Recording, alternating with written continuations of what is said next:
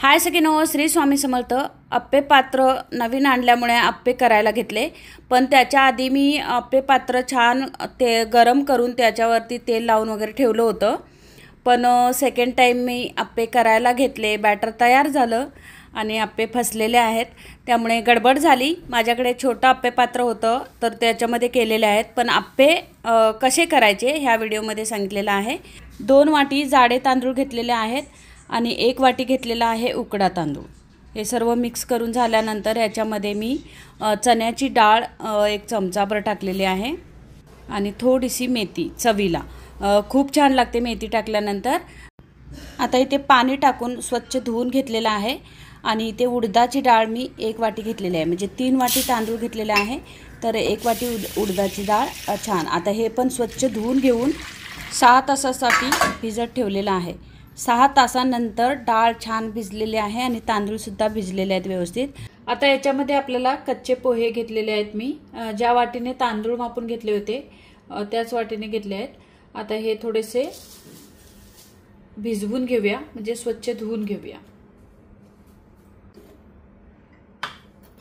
आता उडदाची डाळ आधी मी मिक्सरला लावून घेणार आहे।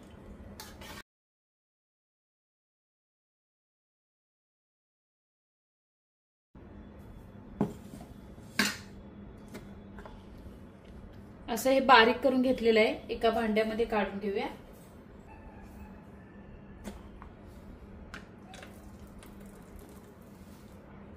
जे पोहे धुवून घेतलेले आहेत ते मिक्सरच्या भांड्यामध्ये घेते आणि याच्यातले तांदूळ, आपण तांदूळ जे भिजत घातलेले आहेत ते स्वच्छ केलेलं पाणी असतं तेच ह्याच्यामध्ये घालायचं, म्हणजे इडली किंवा डोसा असा म्हणजे इडलीचं पीठ फुगायला मदत होते।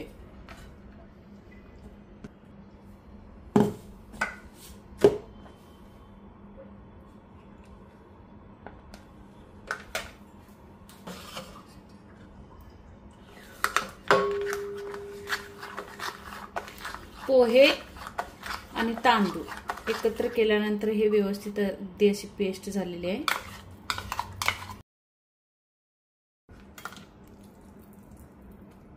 पूर्ण बॅटर करून झालेलं आहे। आता याच्यात किती पाणी लागणार आहे ते बघूया।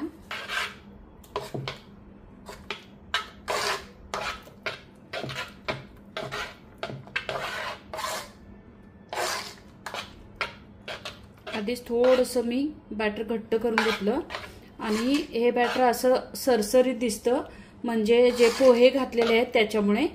आणि आपण जेव्हा आपण अप्पे करतो ते बॅटर थोडंसं असं सरसरीतच पाहिजे। याच्यामध्ये थोडंसं पाणी घालते। आता इथे चवीला मीठ।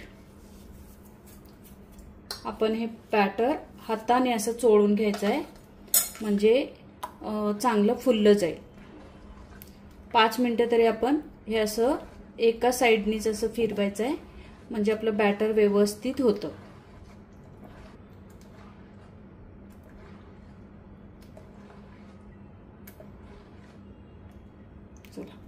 थंडीच्या दिवसात पीठ लवकर येत नाही, तर आपण इडल्या करतेवेळी जेव्हा जी ट्रिक वापरली होती तर इथे कट मारलेली मिरची आहे ती इथे टाकून घेते। छोटा कांदा असेल तर तो देखील असा ठेवायचा, म्हणजे कांद्यामुळे सुद्धा पीठ यायला मदत होते। तर थंडीच्या दिवसात पीठ येत नाही म्हणून ही ट्रिक वापरायची। आपण आता झाकून ठेवणार आहे, घट्ट झाकण लावायचं आणि उबदार ठिकाणी किचनमध्ये ठेवून द्यायचं। नाहीतर तुमचं अवन खूप मोठं असेल तर अवनमध्ये हे भांडं ठेवू शकते। चला आता उद्या बघूया आपण हे पीठ कसं तयार होणार आहे। चला सकाळी सकाळी बघूया पीठ आलंय कसं। 6 ते 7 तास झालेलं आहे। वाह, मस्त छान पीठ आलेलं आहे।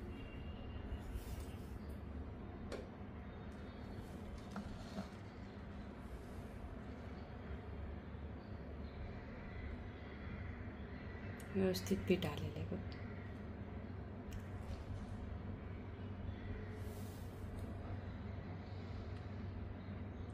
हा आपण अप्पे करते वेळी बारीक चिरून कांदा त्याच्यामध्ये टाकू शकतो।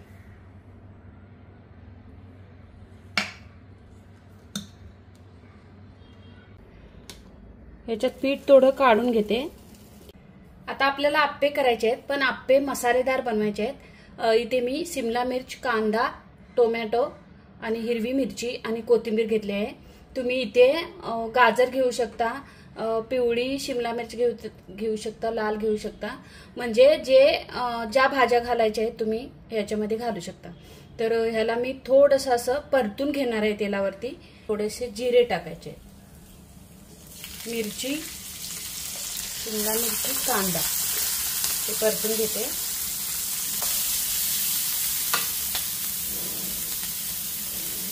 थोडंसं अगदी चवीला मीठ टाकते। ऑलरेडी पिठामध्ये मीठ आहे, अगदी थोडंसं टाकायचं। याच्यामध्ये टोमॅटो आणि कोथिंबीर। आता आपण जे पीठ बाजूला काढून घेतलं आहे त्याच्यामध्ये टाकायचं आहे। 1 मिनिट जरा मागे घेते।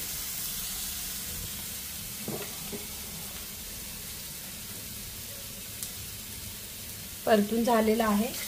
आता ह्या पिठामध्ये आपल्याला हे टाकून घ्यायचं,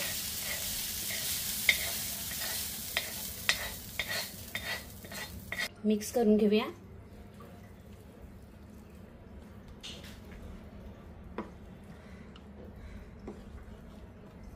असे मसालेदार आप्पे केल्यानंतर चविष्ट होतात, अगदी मस्त होतात। प्लेन केले तरी चालतात, ते पण चटणी बरोबर खायला छान लागतात। चला आता आपण आप्पे पात्र गरम झालेलं आहे।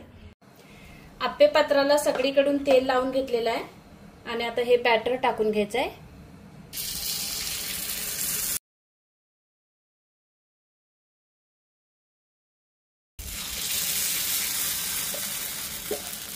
थोडंसं झाकण ठेवूया।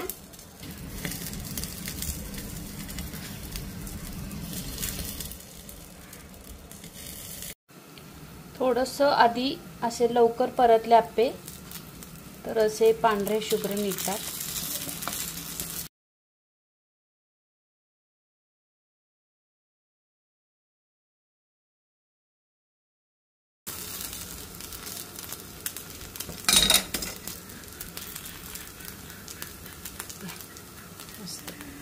हेच दिसायला छान दिसतात ना। चटणीसाठी ओलं खोबरं, कोथिंबीर थोडीशी, 2 हिरवी मिरची आणि डाळ घेतलेला आहे आणि आता चवीला मीठ आणि अगदी थोडेसे जिरे। आता याच्यात थोडंसं पाणी घालते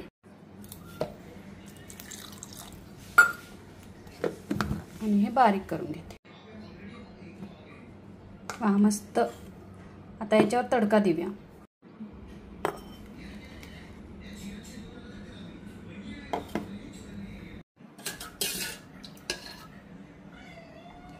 तडक्यासाठी 1 चमचा तेल। तेल गरम झालं की मोहरी। तेल गरम झालेलं आहे, थोडीशी मोहरी आणि अगदी थोडेसे जिरे, 1 मिरची आणि खूप सारा कढीपत्ता।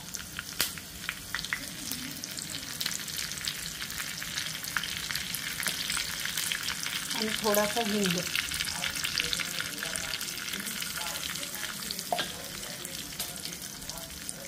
मिक्स करूया।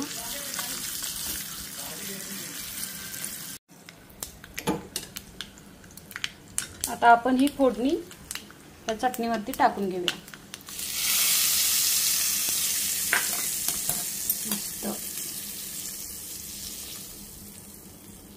खूप भारी झाली, छान। चला आता आप्पे सर्व करून घेऊया। आप्पे अगदी खुसखुशीत छान मऊसूत झालेले आहेत आणि त्याबरोबर ही चटणी केलेली अप्रतिम लागते आप्प्यांबरोबर।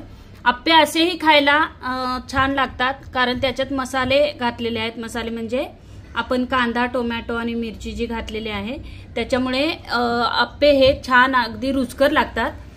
तरी पण चटणी बरोबर सुद्धा छान लागतात, दह्याबरोबर छान लागतात। आप्पे कसेही खा, आप्पे छानच लागतात।